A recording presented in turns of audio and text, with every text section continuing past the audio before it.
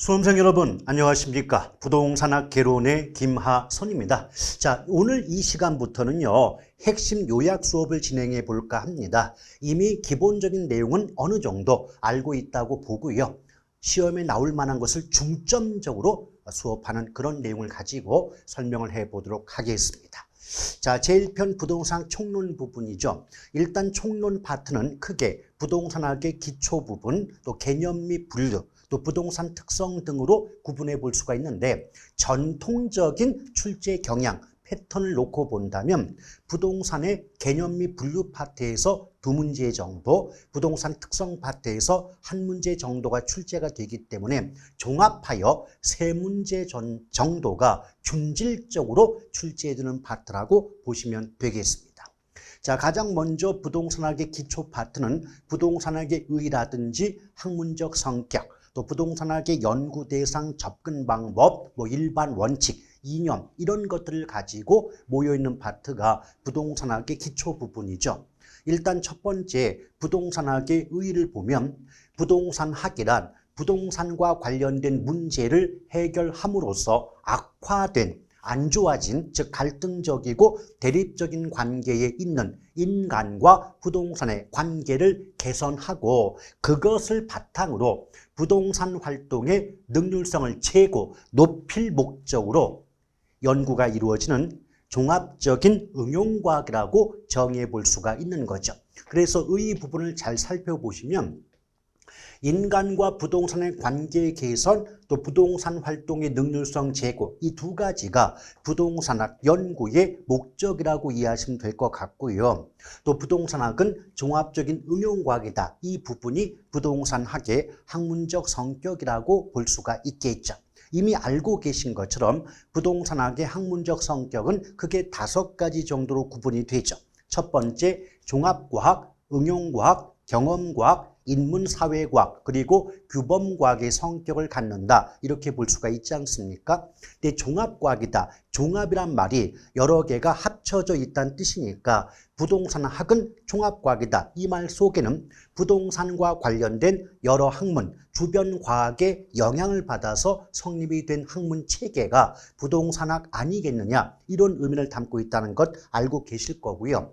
또 응용과학 그럴 때 일단 응용이란 말 자체가 이미 현실적인 문제 해결에 적용한다는 뜻이거든요. 그렇기 때문에 부동산학이 응용과학이다. 이 말은 현실의 부동산 문제를 해결하고자 여러 가지 정책, 방법 등을 연구하는 학문체계라는 의미를 담고 있는 것이고, 여기서 한 가지 조심할 건 응용과학의 반대말이 기초순수과학이거든요. 따라서 부동산학 이 말이 나왔는데 기초과학이다, 순수과학이다 이런 말이 붙으면 무조건 그 문장은 틀린다는 점 반드시 기억할 필요가 있는 거고요.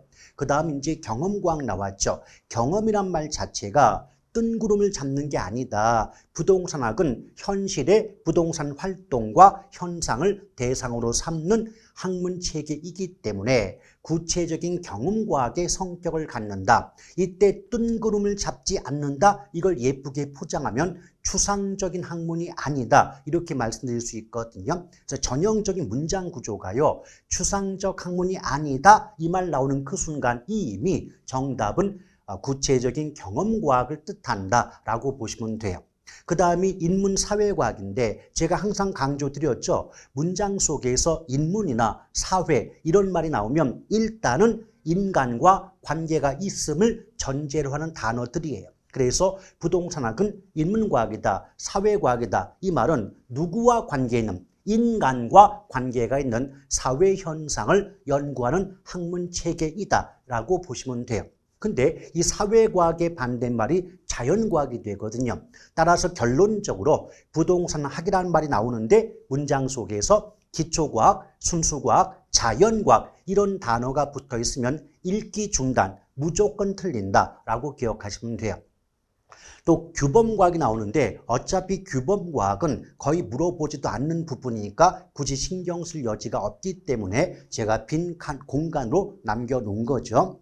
그래서 마지막에 보면 부동산학은 기초과학, 순수과학, 그리고 자연과학이 아니라는 점을 잘 기억해 두실 필요가 있겠군요.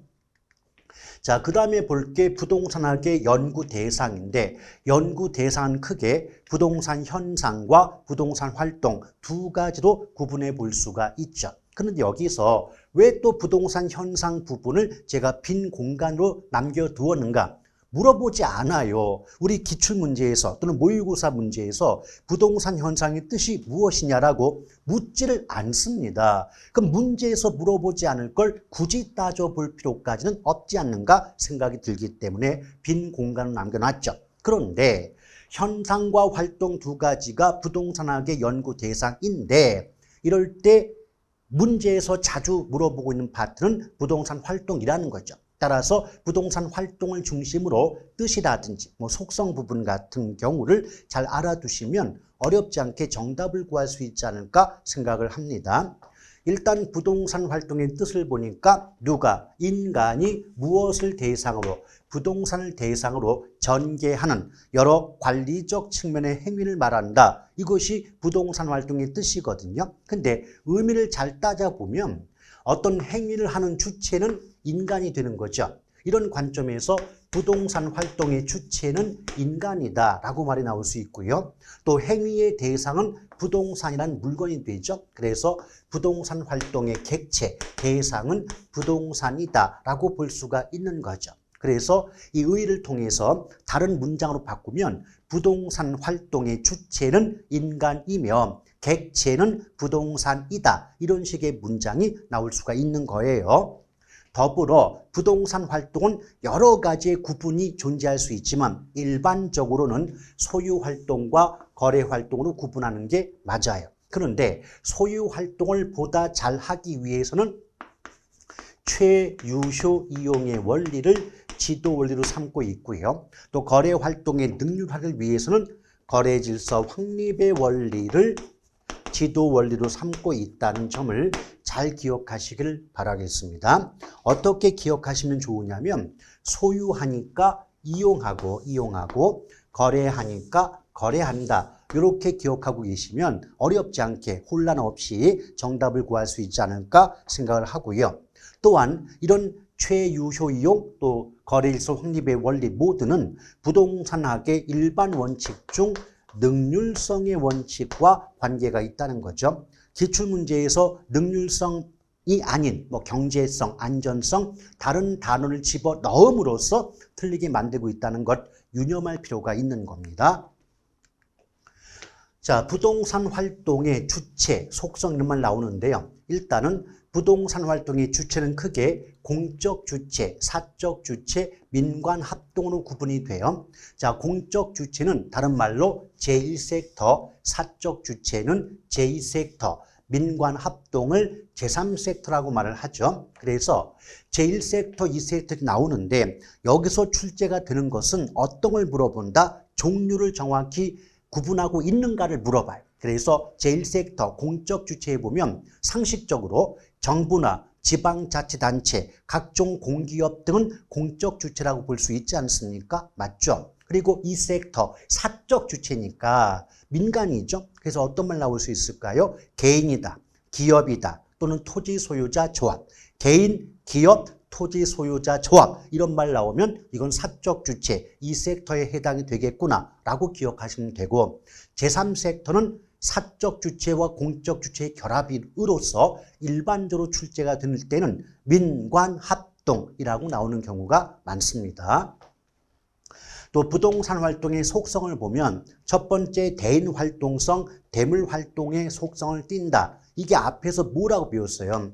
앞에서 부동산 활동의 뜻을 배우실 때 부동산 활동의 주체가 인간이고 객체가 부동산이다 라고 들어봤던 기억 나지 않습니까? 맞죠? 바로 이 점이에요.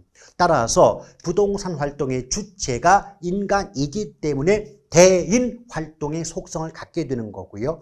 또 부동산 활동의 객체가 부동산이라는 물건이기 때문에 대물 활동의 속성을 띈다. 이런 말이 가능할 수가 있겠습니다. 그래서 활동의 주체가 인간이기 때문에 대인 활동성, 또 객체가 부동산이라는 물건이 되기 때문에 대물 활동의 속성을 띈다라고 기억하면 되겠고요. 또 이 과학기술성의 속성을 띈다라고 하는데 이게 뭐냐면 자, 부동산학을 접근할 때 체계화된 지식 및 원리의 관점에서는 과학적으로 잘 연구가 이루어질 필요가 있기 때문에 과학성의 속성을 갖는다라고 하는 거고요. 그 과학성의 바탕을 두고 연구된 결과 알게 된 이론이나 원리나 법칙을 실무에 응용할 때는 기술적으로 잘 해야 되지 않느냐는 관점에서 기술성의 속성을 갖는다라고 얘기합니다. 그래서 특징이 있어요. 상대방이 부동산 활동의 속성을 물어보는데 문장 속에서 원리다, 지식이다, 이론이다 이런 단어가 붙어 있으면 과학성을 답으로 하시면 되겠고 또 지문 속에서 실무의 응용 이런 단어가 나오면 기술성을 답하시면 되는 겁니다. 아시겠죠? 자, 그 다음에 또 전문성도 은근히 지문 속에 자주 등장하는 내용인데 자, 전문성은 숫자가 높을수록 전문성이 높아진다, 커진다라고 보시면 돼요.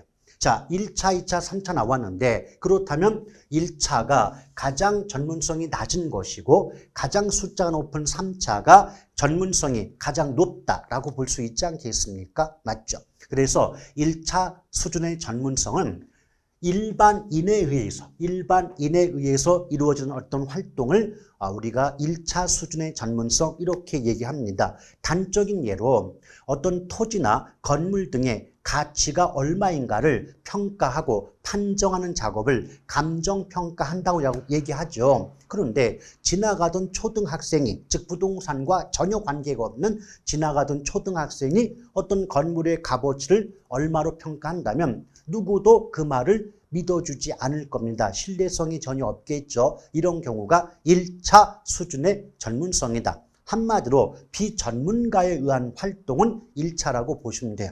그에 비해서 3차는 뭐냐면 해당 분야의 전문가에 의한 활동이 3차거든요. 제가 조금 아까 감정평가 얘기했지 않습니까? 그럼 상식적으로 감정평가의 전문가는 누구예요? 그렇죠. 감정평가사이죠. 그럼 감정평가사에 의한 감정평가는 그 해당 분야의 전문가에 의한 활동이니까 3차 수준의 전문성에 해당이 된다라고 볼 수 있지 않겠습니까? 그래서 전문가에 의한 활동이 3차인데 대표적인 예로 감정평가사에 의한 감정평가 활동은 3차 수준의 전문성이라고 볼 수가 있겠죠. 근데 보통 자주 물어보는 게 2차거든요. 왜냐하면 2차 수준의 전문성은 부동산을 일상 업무로 다루기는 하는 사람이죠. 그런데 해당 분야의 전문가는 아닌 경우가 2차라고 보시면 돼요. 단적인 예로 우리 공인중개사는 분명히 부동산을 일상 업무로 다루는 사람 맞아요. 그러나 감정평가 분야의 전문가는 아니지 않습니까? 맞죠? 그래서 공인중개사에 의한 감정평가는 해당 분야의 전문가가 아니기 때문에 2차다라고 보시면 되겠고 하나 더 추가한다면 과세, 세금을 부과하기 위해서 세무공무원이 행하는 감정평가 역시도 2차 수준의 전문성에 해당이 된다라고 잘 기억해 두시길 바랍니다. 과거 기출문제에서 이 과세를 위한 세무공무원의 감정평가를 써놓고 2차라고 해야 되는데 3차 수준의 전문성이라고 하는 바람에 틀렸던 문제도 있는 거예요. 그 다음 윤리성 나오죠. 윤리성도 원래 기본서에 보면 대단히 복잡한 말들이 적혀 있지만 전혀 필요가 없다 그랬습니다. 실제 윤리성과 관련돼서는 한 가지만 기억하면 돼요.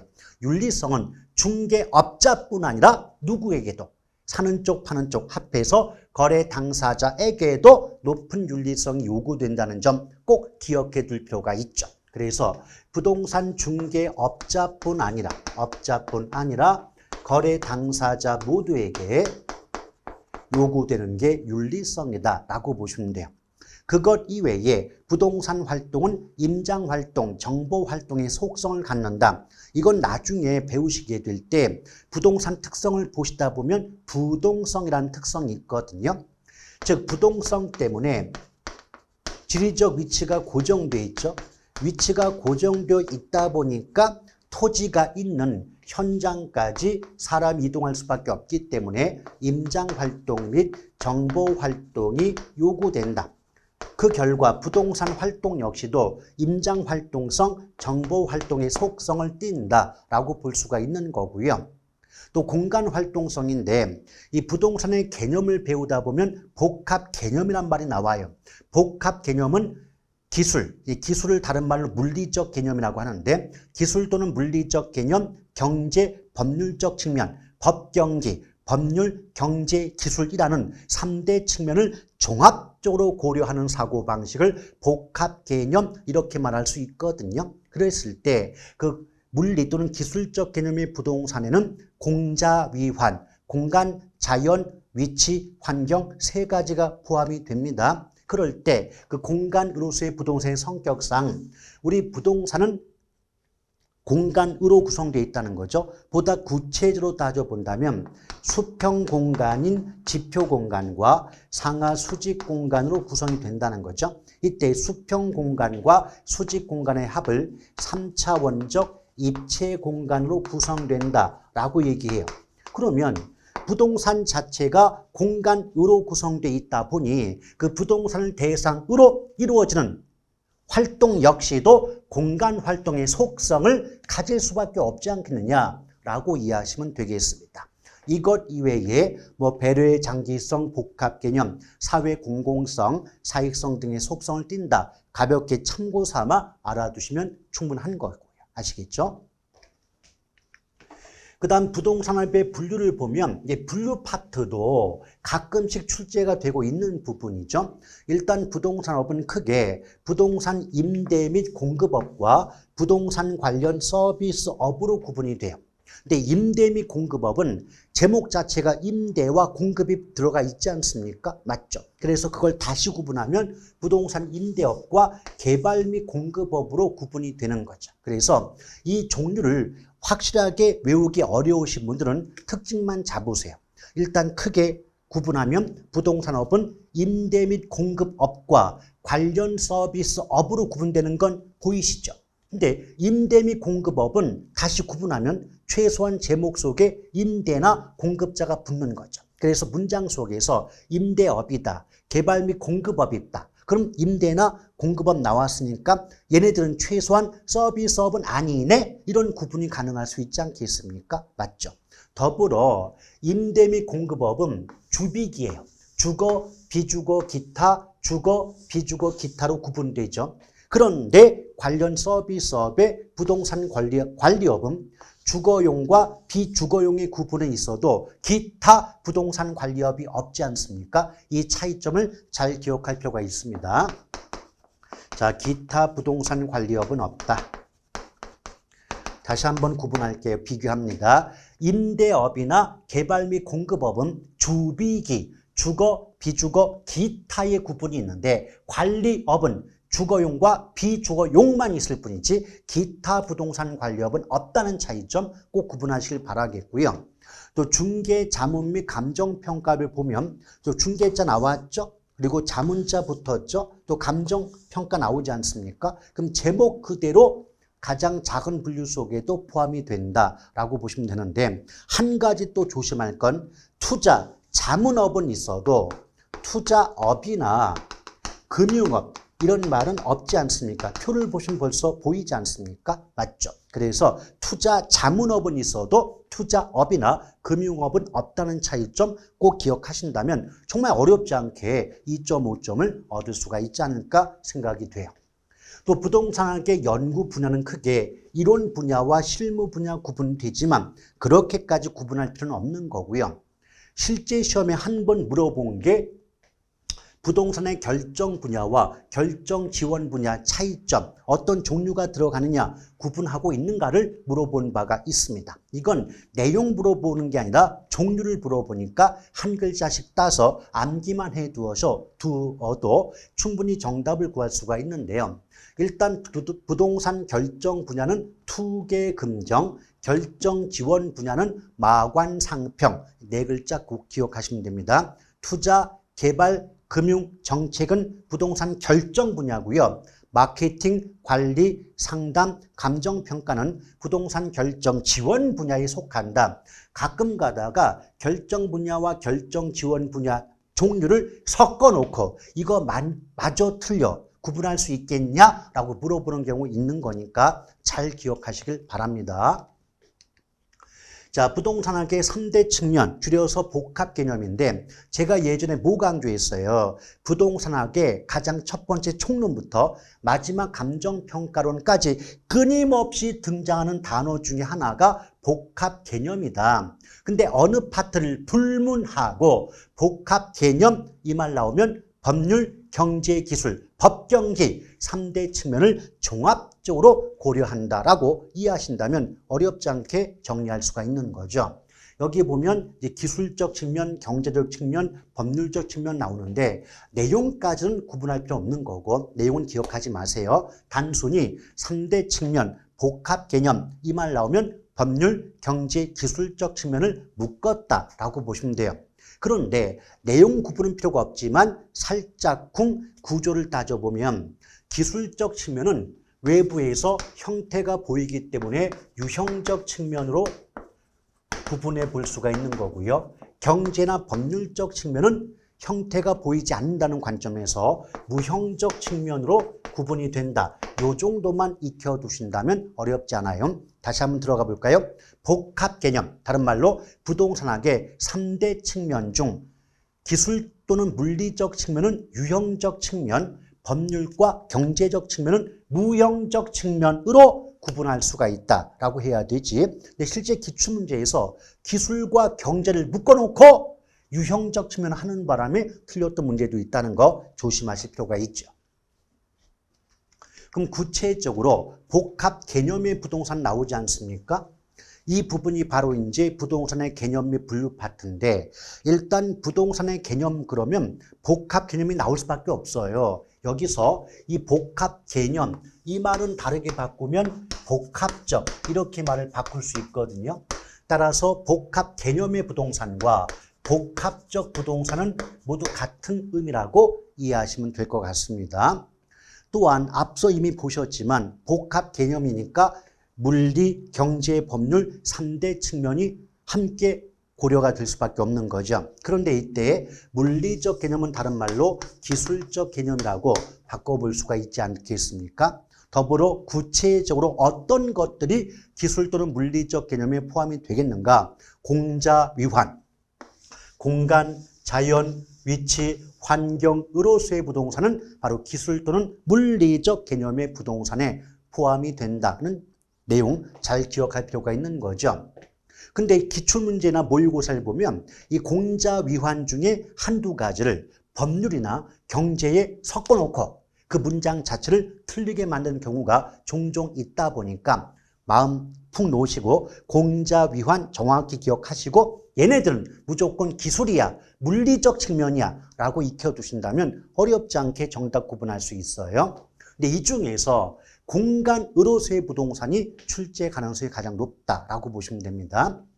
자, 공간으로서의 부동산은 그러면 토지 소유권과 밀접한 관련이 있다고 하는데 구체적으로 우리나라 민법에 보면 토지 소유권은 정당한 이익이 있는 범위 내에서 토지의 상하에 미친다라는 규정이 있다는 겁니다. 여기서 토지의 상하에 미친다는 건 수평 공간인 지표 공간은 물론이고 상하 수직 공간까지도 토지 소유권의 효력이 미친다는 뜻을 담고 있지 않겠습니까? 맞죠? 바로 이 점. 근데 제가 아까 뭐라고 했냐면 토지 자체가 수평 공간인 지표 공간과 더불어 상하 수직 공간으로 구성된다고 할 때 이걸 예쁘게 말하면 3차원적 입체 공간, 3차원적 입체 공간으로 구성이 된다라고 말씀드린 바가 있지 않습니까? 맞죠? 이거 언제 이 말씀드렸습니까? 앞에서 부동산 활동의 속성을 얘기할 때 공간 활동성이 있었죠. 그때 제가 뭐라 그랬어요? 부동산은 수평 공간과 상하 수직 공간의 합, 즉 3차원의 입체 공간으로 구성되어 있기 때문에 부동산 활동 역시도 공간 활동의 속성을 갖는다라고 얘기 드린 바가 있지 않습니까? 그게 다시 한번 반복이 되는 거예요. 그러면 여기서 분명히 민법 조문에서 정당한 이익의 범위 내에서 토지 소유권이 토지의 상하에 미친다. 이 상하에 미친다는 말을 다르게 바꾸면 우리나라 민법에서는 토지 소유권의 3차원의 입체 공간적 효력을 인정하고 있다. 이런 식으로 문장을 바꿔낸 적도 있다는 겁니다. 아시겠죠? 또한 이제 부동산 자체가 공간으로 구성되어 있는데 각각의 공간마다 별도의 권리와 이익이 존재하고 있다는 겁니다. 우리 조금 아까 보시면요. 부동산 자체가 수평 공간과 상하 수직 공간의 합으로 구성되었다. 이해되시죠? 근데 수평 공간이 결국은 지표 공간이고 지표 공간과 관련된 권리를 지표권이라고 하지 않겠습니까? 맞죠? 근데 지표권의 구체적 내용은요. 경작권이라든지 건축권 그리고 용수권 등으로 구분해 볼 수가 있죠. 물론 구체적인 권리의 내용을 물어보는 경우는 전혀 없는 거니까 굳이 부담 갖지 마시고요. 다만 건축권, 경작권, 용수권 이런 말들이 나오게 되면 이거 부동산 공간으로서의 어떤 권리 중에서 지표 공간과 관련된 지표권의 내용이야. 이 정도는 알아둘 필요가 있지 않겠나 생각이 드는 거고요. 자, 상하 수직 공간 중에서 상부 공간과 하부 공간 나올 수 있죠. 물론 이때 상부 공간을 다른 말로 공중 공간이라고 하고 또 공중 공간과 관련된 권리이기 때문에 공중권이라고 하겠죠. 이때 공중권은요, 크게 사적 공중권과 공적 공중권이 구분이 되고요. 또 사적 공중권은 예컨대 일조권이나 조망권 등이 대표적인 반면 공적 공중권은 전파 발차권, 줄여서 전파권, 또 항공기 이착륙권, 줄여서 항공권 등으로 구분해 볼 수가 있어요. 그런데 생각해 보세요. 토지 소유권 자체가 민법상 권리고요. 민법은 법을 구분함에 있어서 사법에 속하지 않습니까? 맞죠?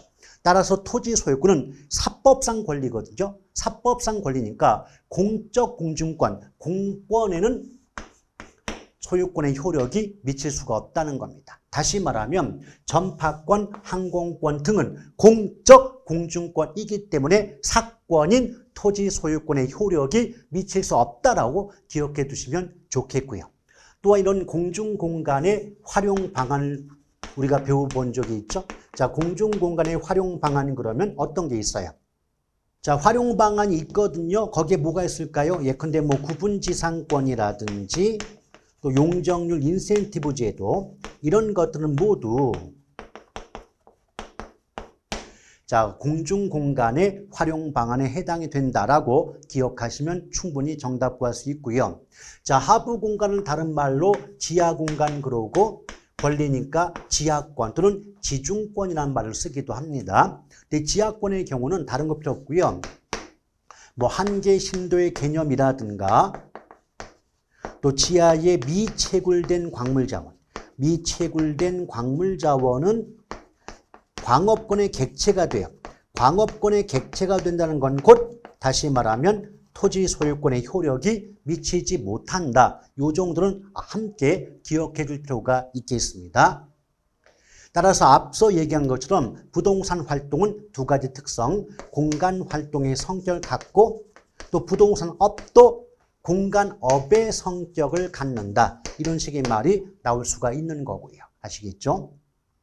또 경제적 개념은 별도의 내용까지 필요가 없고요. 그냥 자자생소품 5글자만 기억해 주시면 되겠네요. 즉 부동산은 자산, 자본, 생산 요소, 소비재, 상품으로서의 부동산 이 말 나오면 복합 개념 3대 측면 중 경제적 개념의 구분이다. 그 정도만 기억하시고요. 또 부동산 소비재 나왔는데 부동산 자체는 생산재이면서 즉 토지는 생산재이면서 소비재의 양면성을 갖는다라는 정도로 기억하신다면 보다 쉽게 정답을 고를 수 있지 않을까 생각합니다. 자, 가장 중요한 게 법률적 개념이죠. 왜? 법률적 개념이 양이 되게 많기 때문에 많은 내용을 물어볼 수가 있죠. 일단 법률적 개념의 부동산은 협의, 좁은 의미의 부동산과 광의, 넓은 의미의 부동산으로 구분이 됩니다. 그러면 내용을 해석하기 전에 문장 속에서 협의의 부동산, 광의의 부동산 이 말이 나오는 그 순간 이미 복합 개념 중 법률적 측면의 구분이라고 볼 수가 있는 거죠. 그럼 좁은 의미의 부동산은 결국 민법상 부동산이고 민법에서는 토지 및 그 정착물은 부동산이라는 규정이 있다는 거죠. 이때 가장 많이 물어보는 게 바로 정착물의 뜻이 뭐냐고 물어보거든요. 일단 정착물은요, 토지 등에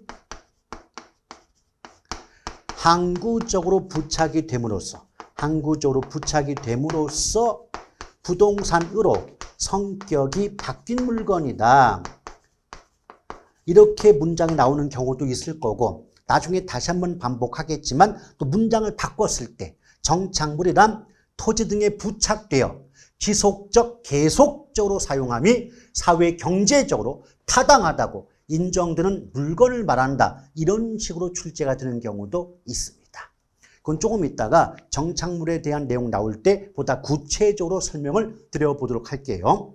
그리고 광의, 넓은 의미의 부동산은 당연히 좁은 의미의 부동산에다가 준부동산이 포함된 개념이라고 보시면 되는데 그럼 준부동산 뜻이 뭐냐? 우리 수업할 때 어떻게 배웠죠? 부동산 앞에 준자가 붙었잖아요. 그렇죠? 그럼 원래 준이라는 글자는 어떤 뜻이다? 원래는 그것이 아니지만 그런 것처럼 간주하고 취급해 줄 때 준자를 붙여준다고 배웠던 기억 나시죠? 준공무원 같은 경우. 따라서 준자가 붙었으니까 준부동산은 본질적으로는 부동산이 아니지만 어떤 이유 때문에 부동산처럼 취급해 주는 경우를 뜻한다라고 이해하시면 되겠죠. 이걸 보다 예쁘게 포장하면 준부동산이란 등기 등록의 공시수단을 갖춤으로써 부동산에 준하여 취급되는 특정의 동산 등을 말한다라고 출제하고 있는 겁니다. 따라서 준부동산 어떤 이유 때문에? 그렇죠. 등기 등록의 공시수단을 갖추었습니다. 구비함으로써 부동산에 준하여, 자, 부동산에 준하여 취급되는 특정의 동산 등을 말한다 라고 꼭 기억해 주실 필요가 있겠습니다. 자, 네 번째, 이게 복합부동산이죠. 자, 복합부동산은요, 한마디로 말하면 토지와 건물의 결합이라고 보시면 돼요. 여러분 알고 계시겠지만 우리나라 법률 체계에서는 땅과 땅 위에 세워진 건물을 하나의 물건으로 봅니까? 서로 다른 두 개의 물건으로 봅니까? 당연히 서로 다른 두 개의 물건을 보고 있지 않습니까? 맞죠? 그러면 법률적으로는 서로 다른 두 개의 물건이 결합하여 일체로, 즉 하나의 물건처럼 이용되거나 거래되는 경우를 복합부동산이라 한다라고 얘기할 수 있는 거죠. 이걸 보다 예쁘게 포장하면 서로 다른 두 개의 물건이 각각 독립하여 부동산 거래의 객체가 또는 부동산 활동의 객체가 되면서도 용도 기능적인 면에서 동일 또는 유사하여 부동산 활동의 대상으로 삼을 때 이를 복합부동산이라 한다라는 식으로 문장이 바뀔 수도 있습니다. 따라서 기억번 법률적으로 별개의 물건인 토지와 건물은 독립된 거래 객체, 따로따로 거래의 대상이 되면서도 부동산 활동에 있어서 하나의 결합된 상태로 다루어져 부동산 활동의 대상이 되는 경우를 뭐라고 합니까? 복합부동산. 자, 문장은 좀 어렵게 보이고 예뻐 보이지만 본질을 따져보면 토지와 건물이 결합해서 일체로 부동산 활동의 대상으로 삼는 경우가 복합부동산인데 일체로 이 말의 의미는 뭐다? 하나의 물건처럼 취급된다라고 보시면 되는 거예요. 그리고 이런 복합부동산은 감정평가할 때 따로 평가하는 게 아니라 일체로 하나의 물건으로 평가하기 때문에 일괄하여 평가한다는 게 감정평가에 관한 규칙의 규정입니다. 그러므로 복합부동산 나오면 감정평가는 일괄평가라는 말이 나올 수밖에 없는 거예요. 그리고 부동산학의 접근 방법이 나오죠. 자, 접근 방법은요. 종합식, 의사결정식, 분산식, 행태과학식 이렇게 여러 가지 접근 방법이 존재하지만 어차피 우리 시험에 나올 만한 건 종합식과 의사결정식밖에 없기 때문에 나머지는 종류 정도로만 알아두시자. 분산식, 중점식, 행태과학적 접근 방법이란 것도 있다. 그 정도만. 그리고 종합이란 말은 여러 가지를 합했다는 의미가 되니까 법률, 경제, 기술 잠깐 끊어볼게요. 우리 조금 아까 어느 파트를 불문하고 법률, 경제, 기술 줄여서 법경기 이 3대 측면을 고려한다라고 나오면 이거 묶었을 때 복합 개념이라고 했던 거 기억나시죠? 따라서 3대 측면을 고려하니까 뒤에 붙을 말은 복합 개념이죠. 으로 접근한다. 그 다음 무슨 시스템 이런 식의 단어가 붙게 되면 종합식 접근법을 답으로 하시면 되겠고 또 과거 기출문제가 어떻게 출제가 된 바가 있냐면 우리나라에서 부동산학을 단기간에 즉 짧은 시간에 정착시키는데 기여한 접근 방법이 뭐냐라고 물어봐서 곧바로 정답이 종합식 접근법이었던 문제도 있었다는 겁니다. 아시겠죠? 또 의사결정식 접근법은요. 인간은 합리적 존재라고 하는 거죠. 인간은 합리적 존재고 자기 이윤의 극대화를 목표로 행동한다는 가정에 바탕을 두고 접근하는 방법이 의사결정식이다. 그래서 이것도 마찬가지예요. 특정 단어나 문장이 나오면 무엇이 답이다. 이런 구조가 성립되는 부분이다 보니까 상대방이 물어봐요. 접근 방법 물어봤습니다. 근데 문장 속에서 인간은 합리적 존재 또는 자기 이윤의 극대화 이런 식의 말이 나오면 읽기 중단. 정답 뭐라고요? 의사결정식을 답으로 하시면 된다. 아시겠죠?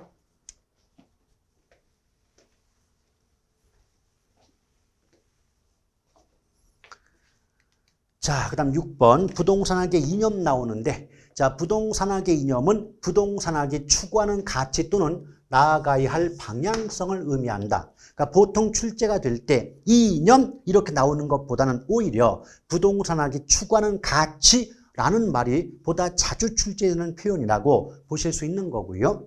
이때 원래는 일반 이념과 지도 이념이 구분이 되지만 지도 이념 부분은 우리 시험에 출제가 안 되고 있어요. 그래서 일반 이념 위주로 학습하시면 충분한데 일반 이념은 크게 효율성, 형평성, 합법성의 세 가지 이념으로 구분해 볼 수가 있습니다. 일단 효율성은요. 자, 최소 비용, 최대 효과의 원리인데 이런 거 필요 없고요. 효율성은 크게 민간 부문에서 중시가 되죠. 물론 민간 이 말 대신에 사적 부문이라고 말을 바꿔도 상관이 없고요. 당연히 민간 또는 사적과 관련이 있는 이익은 사익이 되겠죠. 그래서 사익과 관계가 있다라고 보시면 돼요. 더불어 형평성은 당연히 정부 부문. 자, 정부라는 말 대신에 공공 부문이라고 말을 바꿔도 상관이 없을 거고 당연히 공익과 관계가 있을 거랍니다. 그럼 생각해 보세요. 기본적 성격이 사익과 공익은 서로 충돌할 수밖에 없거든요. 자, 사익을 지나치게 강조하다 보면 공익이 무시당할 수밖에 없는 거고 또 반대로 공익을 너무 강조하다 보면 사익이 희생당할 수밖에 없지 않겠습니까? 맞죠? 그런 관계 때문에 그런 이유 때문에 사익과 공익은 적절한 조화에 도모가 어려운 상충 관계에 있다는 거예요. 그런데 사익과 공익이 상호 충돌 관계에 있다? 이 말을 이념으로 연결시키면 부동산학의 이념 중에서도 효율성과 형평성은 역시 상충 관계에 있다라고 볼 수가 있는 거죠. 이럴 때 서로 충돌하고 대립적 관계는 공익과 사익의 적절한 조화 또는 효율성과 형평성의 원리를 조화시키는 이념으로 작용하는 게 합법성이다. 다시 말하면 공익을 추구하건 사익을 추구하건 합법, 법이 인정하는 태도 내에서 이루어진다면 허용될 수 있지 않느냐라는 관점이죠. 그래서 합법성 이념은 상충, 즉 상호 충돌 관계에 있는 공익과 사익의 적절한 조화를 도모하는 원리다. 또는 상호 충돌 관계에 있는 효율성과 형평성의 이념의 조화를 도모하는 원리로 작용한다. 이런 식으로 출제가 될 수 있는 겁니다. 아시겠죠? 자, 부동산 분류가 나왔죠. 자, 부동산 분류를 보시기 전에 여기까지 배웠던 내용을 가볍게 우리 교재를 통해서 확인해보고 넘어갈게요. 일단 여러분 요약집 보시면 10페이지에 부동산학의 기초 개념 해놓고 학문적 정의 부분 나와 있죠.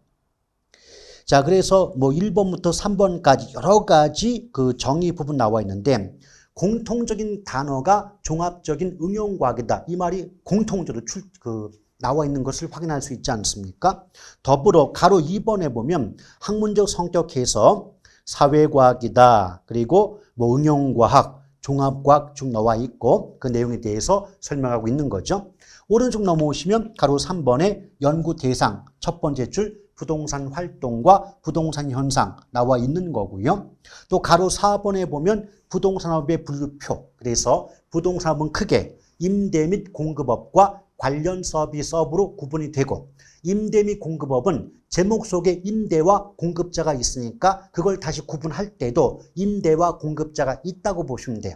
구체적으로 부동산 임대업 있죠. 또 개발 및 공급업 구분이 되고 있죠. 그리고 관련 서비스업은 임대, 개발, 공급을 제외한 나머지 말이 나와요. 그래서 구체적으로 부동산 관리업이라든지 중개, 자문, 감정평가업이 관련 서비스업에 포함된다. 근데 여기서 또 한 가지 조심할 것은 임대 및 개발 공급업 부분은 주비기, 주거, 비주거, 기타의 구분이 있지만 관리업에는 주비까지만 있고 기타 부동산 관리업은 없다는 차이점 조심할 거고요. 또 한 가지 기억할 것은 자문업, 투자 자문업은 있어도 투자업이나 금융업은 없다는 차이점 꼭 기억하실 필요가 있습니다.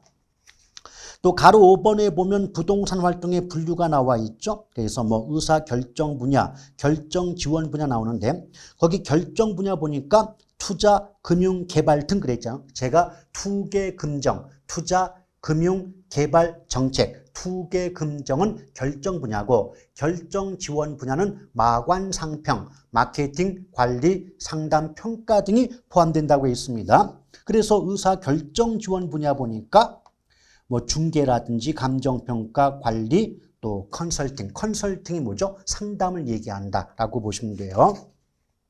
또 맨 아래 보면 3대 측면 복합 개념 나왔죠? 내용은 한번 참고로 보시고 제목이 중요합니다. 기술 또는 물리적 측면, 또 법률적 측면, 또 경제적 측면. 우리 어떻게 구분해 있죠? 경제와 법률은 무형적 측면이고 기술 또는 물리는 유형적 측면이라고 제목 앞에는 다 나와 있어요. 자, 그리고 3번에 보면 복합 개념의 부동산 나왔죠. 그래서 복합 개념은 어느 파트를 불문하고 기술, 경제, 법률, 법경기 3대 측면인데 기술을 다르게 바꾸면 물리라고 바꿀 수 있다고 했던 거 기억들 나시죠? 그럼 가로 1번에 물리적 개념 나오니까 공자위관, 제가 공간, 자연, 위치, 환경 네 글자는 물리적 개념. 그리고 경제적 개념은 자자생소품, 자산, 자본, 생산 요소, 소비재 상품인데 이때 토지는 생산재이면서 소비재의 양면성을 갖는다는 차이점 꼭 기억하시길 바랍니다. 자, 그 다음에 오른쪽 넘어오시면 법률적 개념의 부동산 나왔죠. 일단은 협의와 광의 부동산 구분되고요. 협의의 부동산은 민법상 부동산으로서 구체적으로는 토지 및 정착물이 속하고요. 또 정착물의 뜻 어떻게 배웠죠? 토지 등에 부착되어 지속적, 계속적으로 사용됨이 사회 경제적으로 타당하다고 인정되는 물건 또는 뭐 토지 등에 항구적으로 부착되어 부동산화한 물건을 말한다. 문장은 얼마든지 바꿔줄 수가 있습니다. 그 다음에 광의 부동산은 협의의 부동산에다가 준부동산까지 결합된 개념이라고 배웠고요. 준부동산은 뜻이 뭐다? 등기, 등록의 공시수단을 갖춤으로써 부동산에 준하여 취급되는 특정의 동산 등을 말한다라고 배우셨던 기억 나시죠? 그리고 그 아래 복합부동산은 한마디로 토지와 건물의 결합이다. 법률적으로는 서로 독립된 거래의 객체가 되는 토지와 건물이 결합하여 일체로 이용 거래되는 경우를 또는 일체로 부동산 활동의 대상으로 인식되는 때 우리는 복합부동산이라고 할 것이고 복합부동산은 감정평가실, 일괄평가의 대상이 된다라고 했던 거 기억나실 겁니다. 맞죠? 또 그 뒤에 보면 접근 방법 나왔죠. 접근 방법은 그게 종합식, 의사결정식, 그것 이외에 분산, 중점, 행태과학적 접근법도 있지만 시험에 나오지 않았다. 자, 부동산학의 이념 나왔습니다. 자, 이념 부분 어떻게 배웠죠? 일반 이념과 지도 이념 구분된다. 그런데 지도 이념 출제 안 된다. 그럼 일반 이념은 효율성, 형평성, 합법성. 근데 효율성은 사적 부문, 민간 부문에서 중시가 되고 당연히 사익과 연결, 또 형평성은 공공 또는 정부 부문에 관련이 있고 공익과 연결. 근데 공익과 사익은 상호 충돌 관계에 있다. 이 말을 바꾸면 효율성과 형평성의 원리도 상충 관계에 있다. 이것을 적절한 조화를 도모하는 원리가 합법성 이념이다. 여기까지 배우셨습니다. 자, 그래서 부동산의 분류 파트는요, 다음 시간으로 이어가도록 하겠습니다.